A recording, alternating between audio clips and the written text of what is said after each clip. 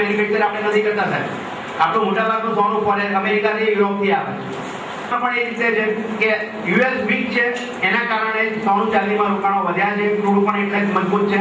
આ બધા જ ઠંડા ગમે ત્યારે તૂટશે આ બધાના, અને સોનું ચાંદી પણ અમારી માન્યતા પ્રમાણે આગામી 6 મહિનામાં કદાચ સ્થિર રહેશે, 6 મહિના સુધી, પણ પછી ઘટવાના પૂરા ચાન્સ છે. અમેરિકા મજબૂત થઈ રહ્યું છે માટે. હવે આપણે અગેન શેર બજાર ઉપર આવીએ. આપણે આઈપીઓ ભરીએ છીએ. આઈપીઓ ભરીને દલાલને સવારે કહે છે કે આ આઈપીઓ સવારે પહેલા ફૂલટાઈમ સાથે મારો વેચી. બરાબર છે. મોટા ભાગના લોકો આ કરે છે. કેમ?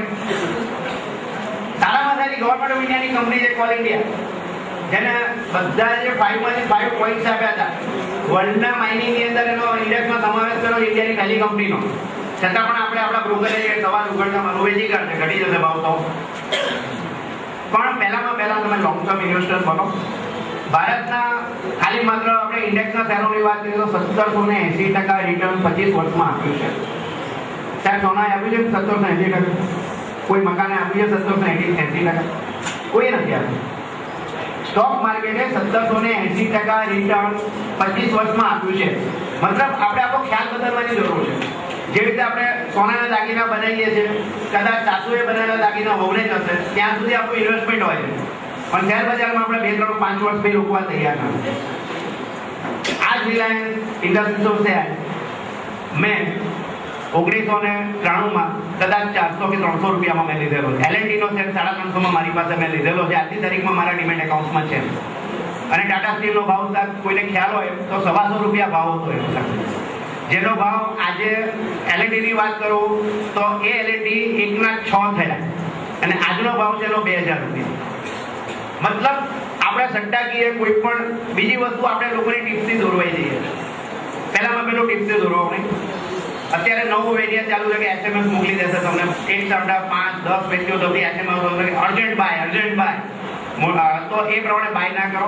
તમારા જે સ્ટોક માર્કેટમાં તમને જે રિલાયેબલ બ્રોકર હોય કે તમારા જે મીડિયેટર હોય એની પાસેથી સલાહ લો. તમે જાતે પણ થોડો અનુભવ, થોડુંક નોલેજ ધરાવો. બહુ સહેલી વસ્તુ છે. અત્યારે ગુજરાતીમાં બધું જ મળે છે. ઇંગ્લિશમાં ફાવતું હોય તો વેબસાઇટો ઉપર જઈને પણ તમે જોઈ શકો છો. ફાઇનાન્શિયલ એક્સપ્રેસ જેવા છાપાઓ હવે ગુજરાતીમાં, ઇકોનોમિક ટાઈમ્સ જેવા છાપાઓ પણ ગુજરાતીમાં આવે છે. જે કંપનીમાં આપણે રોકાણ કરવું છે એનો થોડો અભ્યાસ કરો, અને એ અભ્યાસ કર્યા પછી અત્યારે એની પ્રોડક્ટ, એના રિઝલ્ટ શું આવી રહ્યા છે એ પ્રમાણે તમે સમજીને રોકાણ કરો. અને લોંગ ટર્મ પ્લાનિંગ કરો કે હું જે રોકાણ કરું છું 5 વર્ષ, 10 વર્ષ, 15 વર્ષ, 20 માટે કરી પોર્ટફોલિયો સાહેબ તમને ખબર છે તમારી કેટલી વેલ્યુ, મને કે લાખ રૂપિયા રોક્યા હતા. તો સાહેબ આજે 40 લાખની આજુબાજુ તમારી વેલ્યુ કરે, કદાચ કઈ તેજીમાં 60 લાખ સુધી પહોંચ્યા. ત્યારે એમને ખ્યાલ આવ્યો કે આટલા પૈસા શેર બજારમાં વધી ગયા છે. તો હવે આજે આપણે સૌ નક્કી કરો કે શેર બજારની ગભરાઈશું નહીં અને શેર બજાર સમજીશું અને સમજીને શેર બજારમાં રોકાણ કરીશું. જો તમારી પાસે ટાઈમ નથી, સમજ નથી, તો આપ મ્યુચ્યુઅલ ફંડમાં રોકાણ કરો. આપણે મ્યુચ્યુઅલ ફંડમાં વાત કરીએ કે માત્ર મહિને 500 રૂપિયાની એસઆઈપી મતલબ સિસ્ટમેટિક ઇન્વેસ્ટમેન્ટ હવે કરે છે તો વર્ષે 6000 રૂપિયા અને 5 વર્ષે કદાચ આપણા 30000 રૂપિયા રોકાણ થાય છે. એ 30 કદાચ 60-70 હજાર સુધી આ વેલ્યુ પહોંચી શકે. અને અમારી ગણતરી પ્રમાણે તમને કદાચ 80-85 લાગશે. સેન્સેક્સ આગામી 20 વર્ષથી 30 વર્ષના પીરિયડની વચ્ચે 80,000 સુધી જશે. આ મારું પોતાનું નથી, સ્ટાન્ડર્ડ ચાર્ટર્ડ બેંક એટલે આપણી ઇન્ડિયાની નથી, એના સોર્सेस દ્વારા એને હવે અત્યારે સેબીના કાયદા પ્રમાણે ડિમેટ ખાતા વગર હવે શેર બજારમાં રોકાણ કરી શકાતું નથી. અગેન ડિમેટ ખાતું એટલે શું? તો જેવી રીતે આપણા બેંકનું ખાતું હોય છે જેમાં આપણા પૈસા પડ્યા હોય, આપણા ઘરે પણ પૈસા કેશ હોઈ શકે અને આપણા બેંકમાં પણ પૈસા હોઈ શકે. એવી જ રીતે શેરો આપણા જે ડિમેટના ખાતામાં હોય છે, એટલે મતલબ જસ્ટ એક જાતની બેંક છે જેમાં આપણા શેરો જમા છે, એનું આપણને સ્ટેટમેન્ટ મળે છે, એમાંથી આપણે લેવેચ કરી શકીએ. ડિમેટ ખાતું ખોલાવવા માટે શું કરવાનું? એના માટે કોઈને લાંચ આપવાની નથી, ક્યાંય ગવર્મેન્ટમાં કંઈ ઉપર નીચેનું બદલાવવાનું નથી. માત્ર 2 જ પ્રૂફ, એક એડ્રેસ પ્રૂફ અને એક પાન કાર્ડનું પ્રૂફ. 2 જ પ્રૂફ જોઈશે અને તમારા ફોટા અને બેંકની ડિટેલ. કોઈ પણ જે ડિમેટના ડીપી છે, મતલબ જે એનએસસી અને બીએસસી માન્ય કરેલા બ્રોકરો છે એની પાસે તમારું ડિમેટ એકાઉન્ટ ખુલી જશે. એની જોડે તમારું એક ટ્રેડિંગ એકાઉન્ટ ખુલશે. આ ખુલ્યા પછી તમારે માત્ર બ્રોકરને કહેવાનું છે કે મારે 10,000 રૂપિયા રોકવા છે કે 10 લાખ રૂપિયા રોકવા છે. એની અંદર તમે એ પૈસા રોકી શકો છો. અને એના પછી તમે લોંગ ટર્મ ઇન્વેસ્ટર હો તો તમારા ડિમેટમાં શેર પડ્યા રહેશે, એને કંઈ જ નહીં થાય. ધારો કે બ્રોકર પણ ઉડી જશે તો પણ તમારા શેર જમા રહેશે, કારણ કે એ જે શેર છે એ ડીપી પાસે રહેશે, મતલબ ડિપોઝિટરી પાસે રહેશે, બ્રોકર પાસે નથી.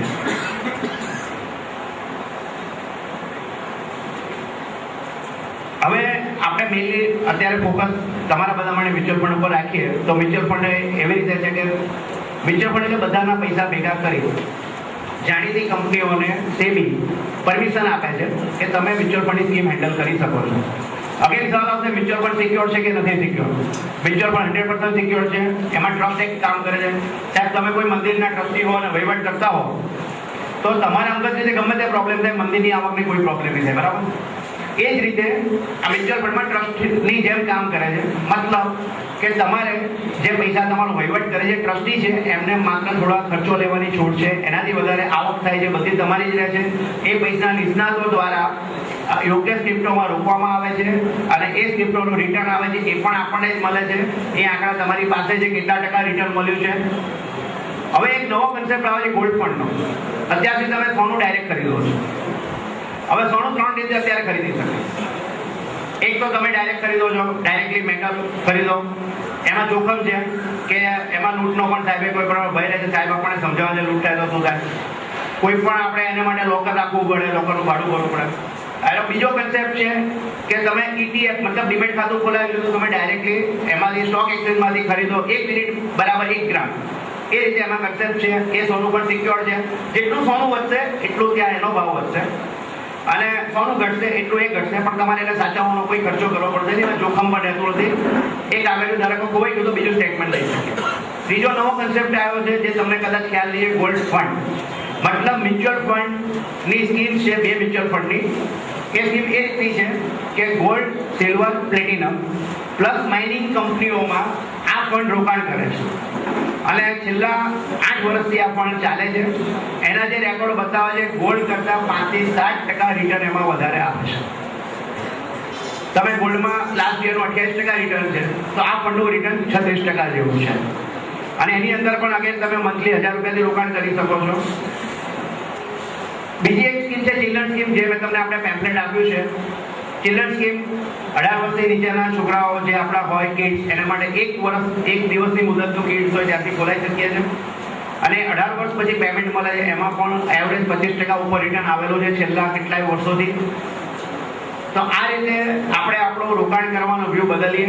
માત્ર સોનામાં કે ચાંદીમાં રોકાણ ન કરીએ, બેંક ડિપોઝિટ કે માત્ર LICમાં રોકાણ ન કરીએ, અલગ અલગ પ્રકારે રોકાણ કરીએ તો ચોક્કસ આપણને ખૂબ મોટો ફાયદો થશે.